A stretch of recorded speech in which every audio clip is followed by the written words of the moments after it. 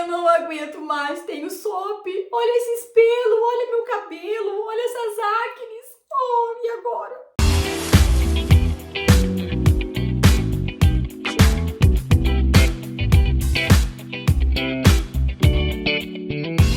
Olá, eu sou Maria Angélica, Nutri das Mamães, portadora de síndrome dos ovários policísticos, mas hoje aqui neste canal trazendo respostas para vocês. Quero te convidar para se inscrever neste canal, dar um like nesse vídeo, ativa o sininho das notificações, conheça também o site www.nutridasmamães.com, as outras redes sociais e um beijo pro pessoal do podcast do Positivo ao Nascimento. Nosso assunto de hoje é síndrome dos ovários policísticos. Quem tem, assim como eu, sabemos muito bem que traz uma série de intercorrências que muitas vezes deixam a nossa autoestima lá no pé. Não é tão simples quando a gente pensa que uma mulher, ela se depara com umas características, a expressão dessa síndrome dos ovários policísticos, que não deixa com características femininas. Muitas vezes, de acordo com os critérios de diagnóstico da síndrome dos ovários policísticos, eu tenho mulheres que têm características bastante androgênicas, ou seja, com uma alta carga de hormônios masculinos. Muita barba, muita acne, pouco cabelo, muitas vezes dificuldade nessa manutenção de peso, mas sobretudo dificuldades para fazer um ciclo menstrual regular, projetando ciclos muitas vezes anovulatórios, ou seja, onde eu não tenho a eclosão desse óvulo que foi amadurecido de maneira correta para ser fecundado. É muito complicado quando a gente pensa que uma mulher que nasceu mulher e que deseja engravidar se encontra num cenário de que a maternidade não é para ela. E por que isso acontece? A gente primeiro tem que entender que a síndrome dos ovários policísticos ela tem como fundamento básico alterações hormonais, onde eu tenho um aumento dos níveis de hormônios masculinos, que chamamos de hormônios androgênicos, principalmente uma testosterona livre. Por esta razão, eu acabo tendo esse aparecimento desses pelos a mais, eu tenho muitas vezes a queda de cabelo, enfim, são sintomatologias que acabam por prejudicar toda uma sinalização hormonal. Lá nos nossos ovários, essa alteração hormonal também traz um impacto. Eu acabo tendo uma elevação do hormônio chamado luteinizante, que é o LH, que se você vai fazer, faça no começo do ciclo menstrual para interpretar um pouquinho melhor esse resultado. E esse LH em excesso, ele convoca muitos folículos para serem amadurecidos. E esse amadurecimento não evolui. E esses cistos, esses folículos que deveriam virar bebês, eles acabam por parar no meio do caminho, formando então aquela ultrassonografia cheia das bolinhas, que é o que a gente diagnostica como exame de imagem, né, como ovários policísticos. Mas para cuidar disso, gente, o primeiro item que você tem que olhar com muita cautela e atenção é o seu intestino. Como anda o cuidado com o seu intestino? Lembre-se sempre, fazer cocô não significa que o seu intestino está funcionando bem. Nós temos que avaliar a frequência, sim, ela é importante, mas nós temos que entender que a textura desse cocô, a sensação de esvaziamento completo, eu tenho ou não muitos gases, que chamamos de flatulência, esse cocô, ele tem dor na hora de sair, ou você se sente ainda como se não tivesse feito todo o cocô que tinha para fazer, você já teve episódios de sangramento anal, sangramento oculto, né? Às vezes em algum exame laboratorial, já teve episódios de hemorroida.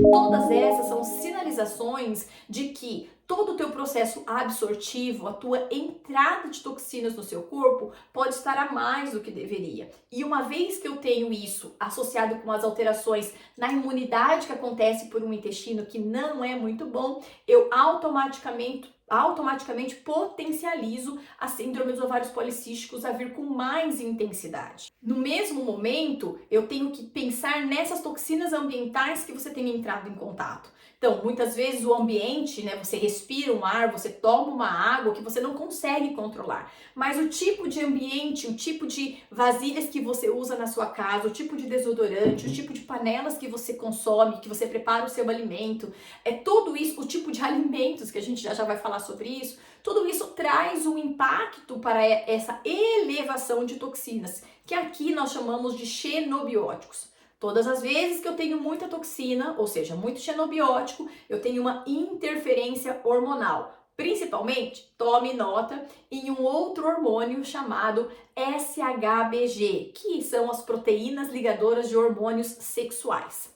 Toda vez que eu tenho muita toxina, eu acabo por diminuir a função desse SHBG. E isso automaticamente garante que esses meus hormônios, principalmente os hormônios androgênicos, aumentem a sua circulação. E aí é onde eu tenho essa expressão dessas características masculinas. Bom, se eu tô aqui falando com vocês a respeito de melhorar os sintomas da síndrome dos ovários policísticos, melhorar a tua ovulação e até ter um bebezinho, que eu sei que é isso que você quer, nós temos que pensar então em reduzir o máximo possível as tuas toxinas ambientais. E aspectos ambientais são importantes, então dependendo do teu trabalho, se você consegue usar os EPIs de maneira correta, isso é extremamente importante, mas as suas escolhas também fazem diferença nesse sentido. Melhore as tuas vasilhas em casa, o desodorante que você usa, a qualidade da maquiagem, enfim, são pequenos ajustes que vão melhorando o teu contexto todo de programação metabólica, sinalização hormonal. Um terceiro aspecto que vai conduzir ao melhor intestino e a melhor sinalização hormonal é comer bem e dormir bem. O dormir bem, já falamos aqui várias vezes sobre isso também, tem relação direta com a liberação de um hormônio chamado melatonina. A melatonina, quando ela é liberada de maneira adequada no nosso corpo, isso acontece de noite, quando estamos com uma glicemia adequada e quando estamos em sono profundo, próximo às 2 horas da manhã. Quando eu tenho esse padrão, eu acabo por melhorar a minha reserva ovariana. Por quê? Porque eu libero uma enzima chamada glutationa que faz com que essa reserva ovariana fique muito melhor. Lembrando que na síndrome dos ovários policísticos, em um momento em que você ovular, nós temos que aproveitar essas oportunidades. E isso a gente vai fazer tendo uma boa reserva ovariana. Portanto, dormir bem melhora as suas chances de engravidar tendo síndrome dos ovários policísticos. E as suas escolhas alimentares? A mesma coisa. A partir do momento em que você tem uma dieta variada em frutas, verduras, legumes, cereais integrais, os próprios tubérculos, eu melhoro a tua carga glicêmica nessa refeição, melhora a tua glicemia, melhora a tua insulina. Isso tudo auxilia na tua sinalização hormonal, que nós já falamos aqui,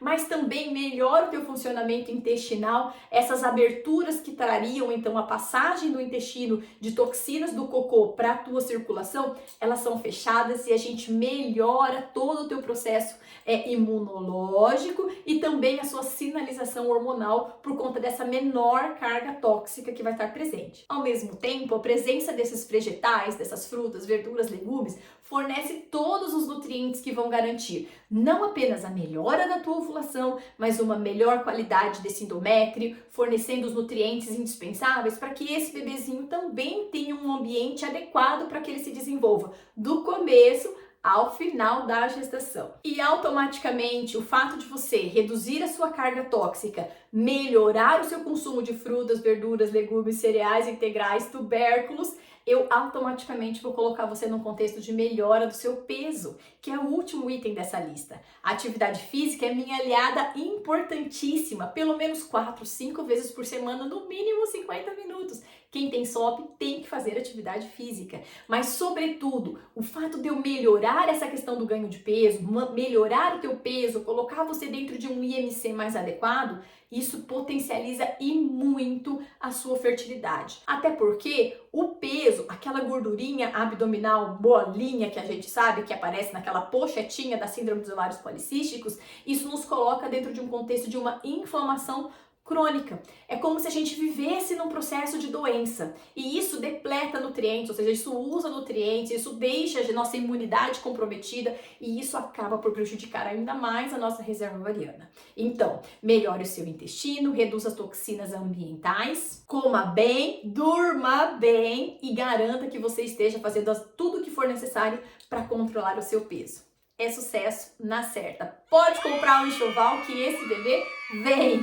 Eu espero que você tenha gostado desse vídeo. Se gostou, deixa um like nele, ativa o sininho das notificações. Deixa um oi aí pra mim nos comentários, para o coração da Nutri ficar bem quentinho. Sobretudo, quero te convidar também para conhecer o site, o www.nutri das mamães, e conhecer também o podcast do Positivo ao Nascimento. Um beijo e vejo você nos próximos. Tchau!